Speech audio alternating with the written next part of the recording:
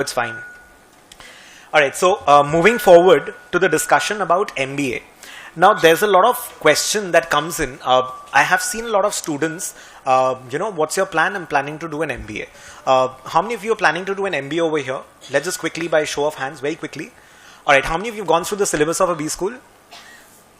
That is a problem. So when you're taking a decision as to I want to do an MBA, you want to spend like 20-30 lakh rupees of yours and 2 years of your time after graduation, and you don't even know what's going to be the curriculum in MBA. So you need to, so that is what we need to look at. So the most important thing is, when you're looking at the specializations, you can specialize in MBA in various disciplines. MBA is Masters in Business Administration. In the first year, almost everybody is going to be having the same subjects. So it's going to be a little bit of accounting, taxation, a very small part of taxation actually, a lot of management and principles and organization behavior, company structures, strategy and how decisions are done. And the pedagogy is generally, the mode of teaching is more of case study based. So it becomes more about your analytics and all of that. And the second year, you get subjects to specialize into.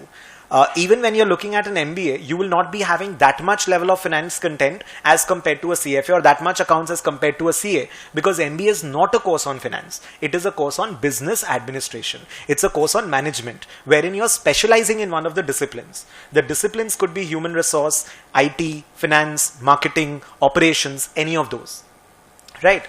In some colleges like SP Jain and all, I believe you'll have to choose your specialization before joining the college. In most of the colleges, you have to choose your specialization at the end of the first year.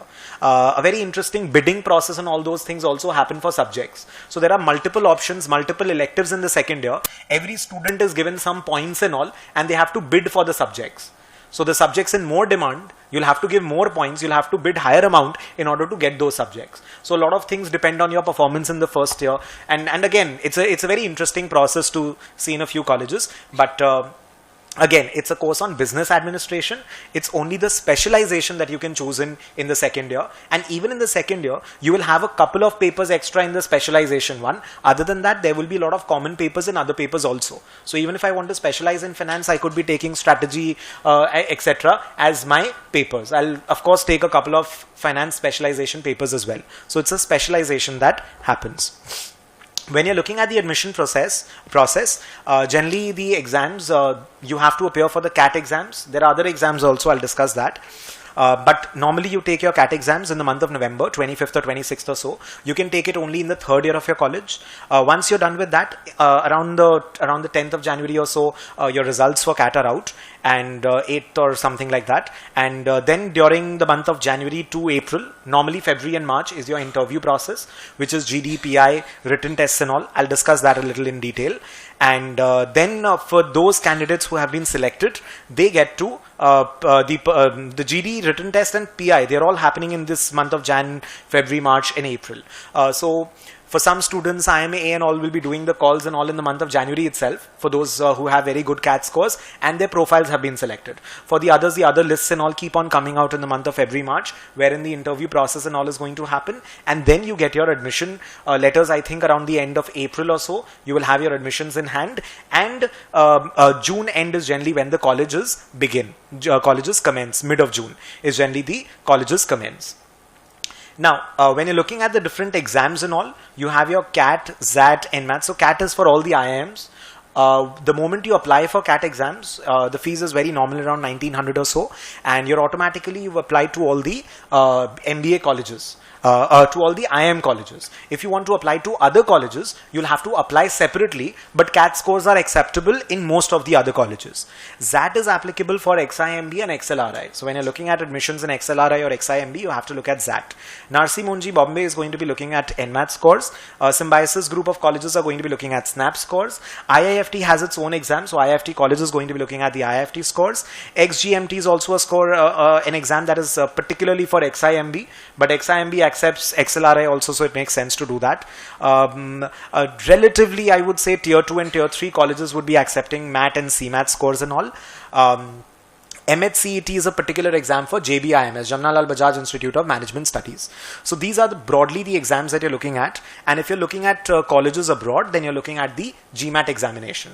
Also, when I'm looking at 3 colleges in India accept Gmat scores, that is your SP Jain, that's ISB Hyderabad and Mohali and IMT Ghaziabad, I believe, also accepts Gmat scores, and IIMs will be accepting Gmat scores, but only for the 1-year executive MBA program for the people with work experience. Now these are the list of colleges. Again, it's not in a particular order of ranking, but broadly we would say IIM ACB is there. C is relatively assumed to be better in terms of finance, and A for marketing. IMB would be focusing much more into the experienced candidates, so it's very difficult for a non-experienced guy to get into IIM Bangalore. ISB Hyderabad and Mohali actually both are there, so you cannot pinpoint on one location, and they accept GMAT scores, they don't take CAT scores. You need a minimum of 2 years experience to get into ISB Hyderabad. So generally it's a 1-year MBA, it's more on the grounds of international MBA programs, and the cost is also quite international. It's going to be costing you 35 lakh rupees plus. IIMs and all is going to be costing you somewhere in the range of 20-25 lakhs or so, and FMS is going to be costing you much lower. So it's quite an aided college, and the cost comes down even below 10 lakh rupees if I'm not wrong. So the cost comes down pretty low. Then you have XLRI, IIM Lucknow, FMS and SP Gen, and then IIM Kozhikode, Indore, MDI and IIFT. And the other colleges, Narsi Monji, IMT Ghaziabad, and all these follow. Now when I'm looking at the admission process, it's going to be the CAT examinations that you need to take. When you're looking at different colleges, they have a different mix of eligibility criteria. So when you're filling in your CAT forms, you'll have to fill in the forms by the month of July, I believe.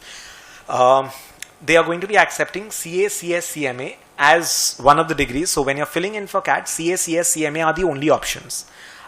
Work experience you have to specify in months. It has to be after graduation, and no internship is counted. So number of months after graduation work experience that you've completed till the month of July in which you're appearing for CAT. So based on that, we'll be able, the institute or the evaluation will be done as to how many years of experience you have. More the years of experience, more the points get added. Better the score of class 10 and 12, more the points get added. 10 and 12 scores are taken. Graduation scores are taken. Your work experience is taken. And whether you're doing a CA, CS, CMA, that is taken. Your gender is considered, because institutes want a varied profile. They want a very, very diverse profile. So the gender ratio, institutes look at increasing gender ratios. I think there was a lot of IIM Shillong, if I'm not wrong, had a very good chunk of reservation for female candidates. Commerce is what they're looking at. Commerce and non-engineering streams they are looking at. And of course, during the time of admissions, along with these factors, your CAT scores becomes the most important aspect for admissions. Although there are certain colleges like SP Jain, IIM Lucknow and all, they have a mix of factors. So SP Jain, a lot of profile-based calls also come in. So like if you're looking at the percentile, I think CAT percentile was 99.6% for IMA this time. And if academics and all were good, even a 97, 98 percentile people were called. IIM Bangalore, work experience is too important. IIM Calcutta, 10, 12 marks is quite important. But graduation is not given so much importance. So different colleges will have a different mix of weightages given to these factors. Like IIM Kozhikode will also give weightage to CFA. But that comes in after CAT is done. And CAT, you'll also have sectional cutoffs. So for engineers, the cutoff will be much higher, but for non-engineers, the sectional cutoff may be, a little lenient, because the colleges want to make their profiles of candidates, of the student profiles a little more diverse. So when you're looking at your CAT scores, 10, 12 scores, so that's why I keep on saying, whenever I'm doing sessions in schools and all, I keep on saying that 10, 12 scores are very important, because I've seen students who say that, now I'm doing everything, why am I being punished for class 10 and 12?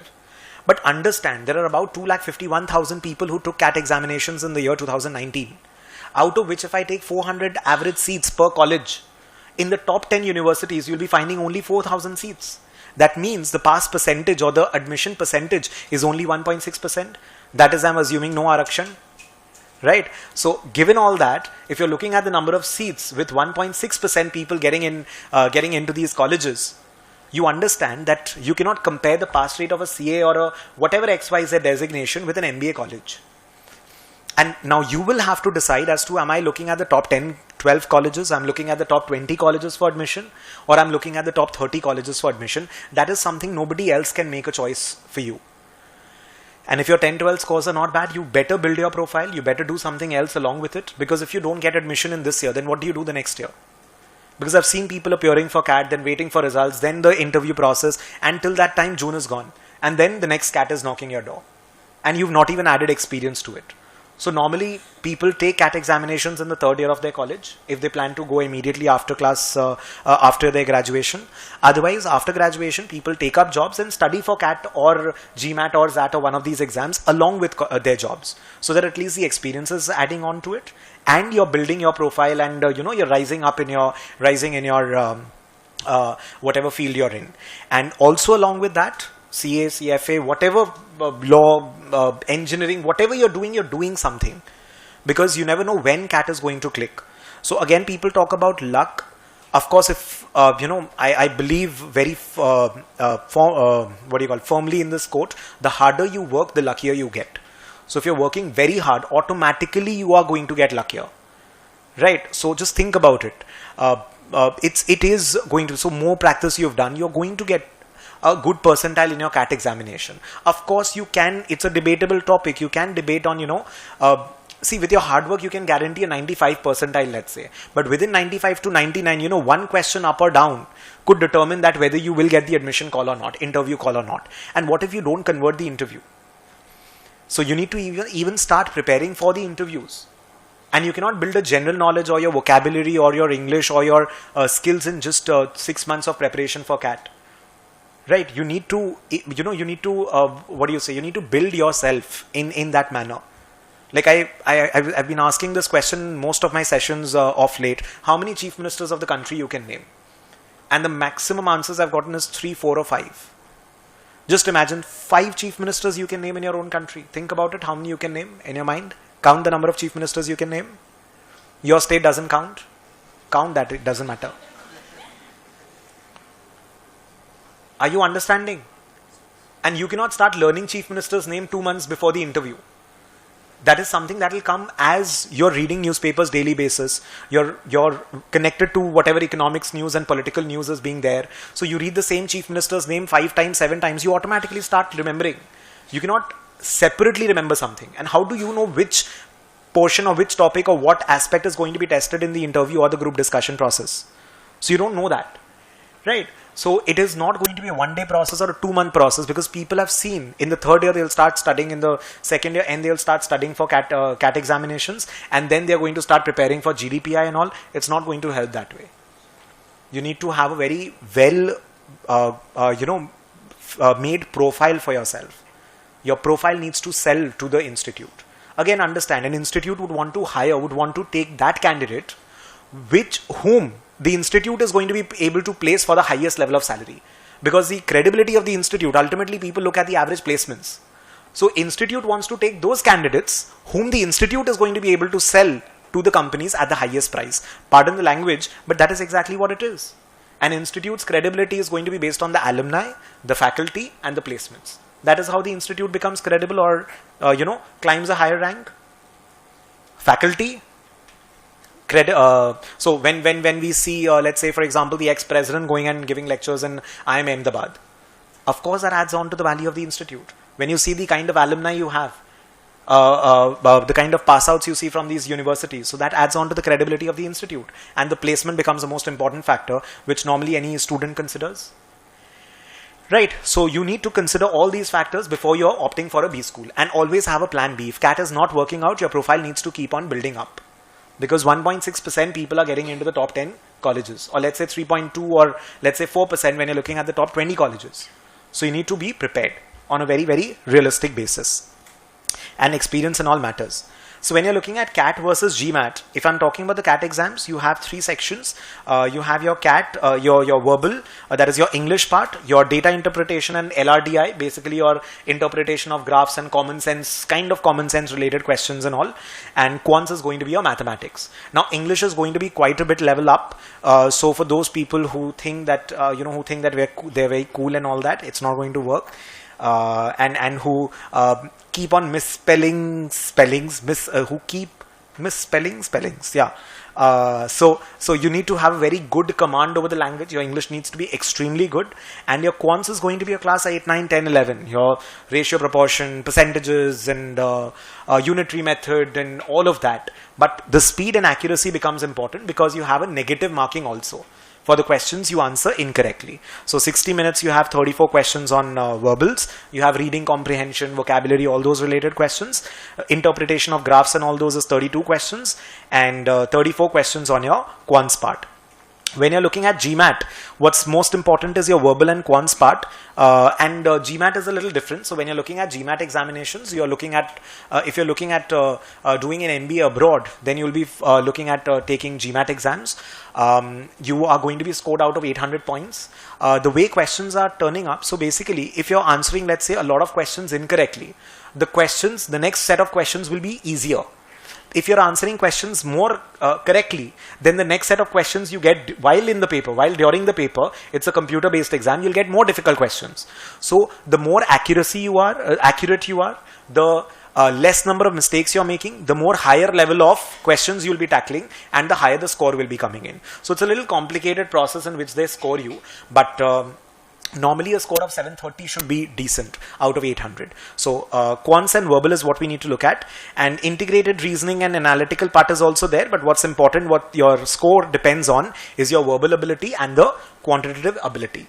Now what I wanted to discuss was, when you're comparing an MBA degree, taking up the MBA college, admission in an MBA college in India versus abroad. So you need to consider a few factors. One is, what is going to be the cost of doing an MBA in India versus abroad. In India, it's going to be costing somewhere around 25 lakh rupees or so in most of the colleges. When you're looking at the top 15-20 colleges or so, FMS is much cheaper, and ISB is going to be a little on the expensive side. And not only the exam fees, but your pocket fees, your pocket money and all is also supposed to be factored into when you're talking about the fees of an MBA college.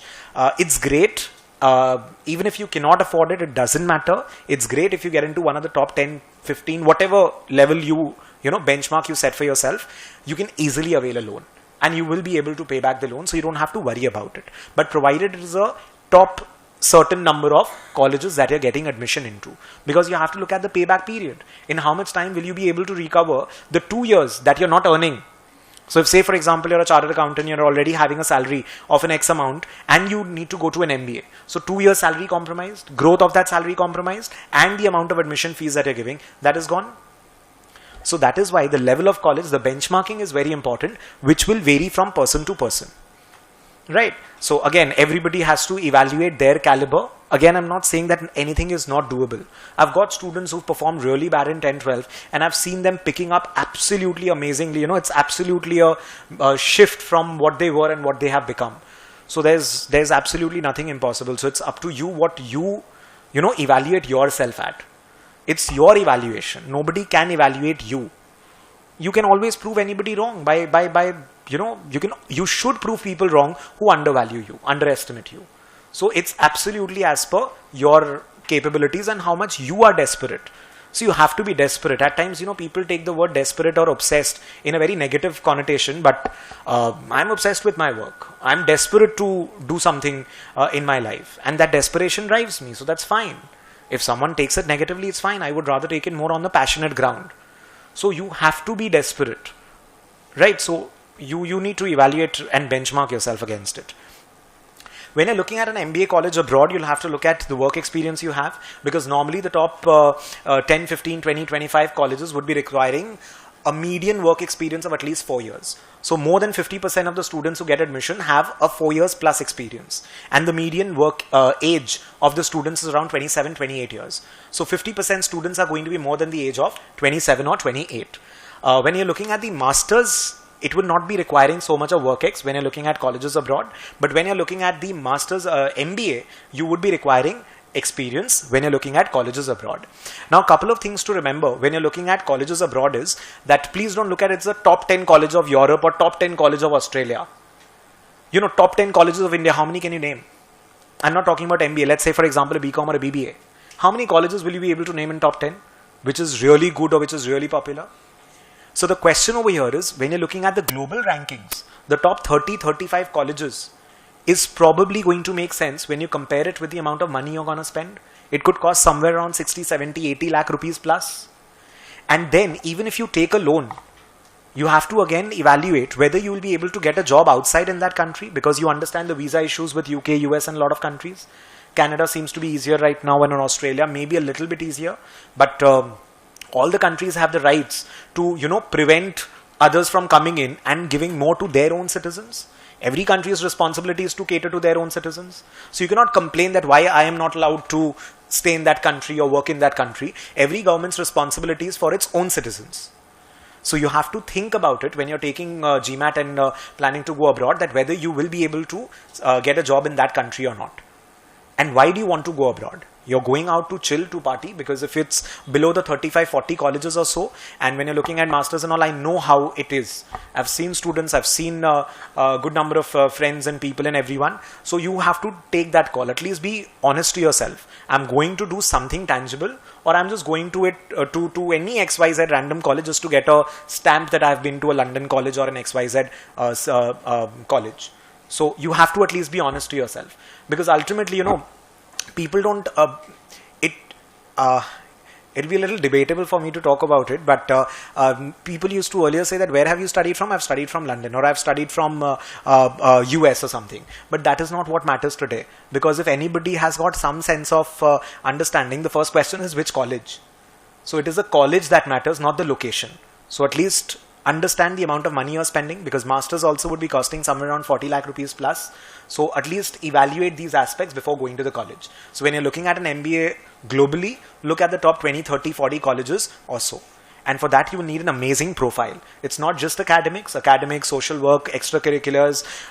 Experience does not mean any random experience. Experience would mean how you have grown in those 4-5 years of experience in your company. What kind of work you've done, what kind of performance you have shown. So any experience, just for the sake of experience, is not going to count. And for admissions, you'll have to fill in your SOPs and admission process, send in all your transcripts, recommendations and everything, and then you get admissions in these colleges. Another aspect that comes in is the age factor. So you'll have to have a very mature discussion with your parents as to what kind of time they are willing to allow you to study before they need economically you to contribute to the family, and what kind of time frame and what kind of money can they spend on your education.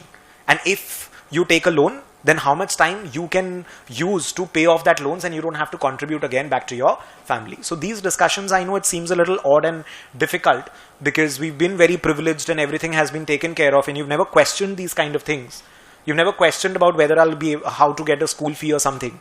But now these questions need to be answered, because responsibility is going to shift to your shoulders. So whether you are allowed to study after 27, 28, or not allowed, but whether you can manage, and that discussion needs to happen. The age factor, which university is the most important factor, I told you. After an MBA, are you planning to do your own startup, your own job, or getting back to business? If you're planning to do a job, whether India or abroad, and how are you going to be paying off for it? So in India, it's relatively easier, because the salaries are the cost of MBA would be much lower as compared to institutes abroad. And the second thing is, even if you're doing an MBA abroad, you come back to India, you will not get that level of salary which you'll be getting in a country over there, because you have to understand the inflation, the cost.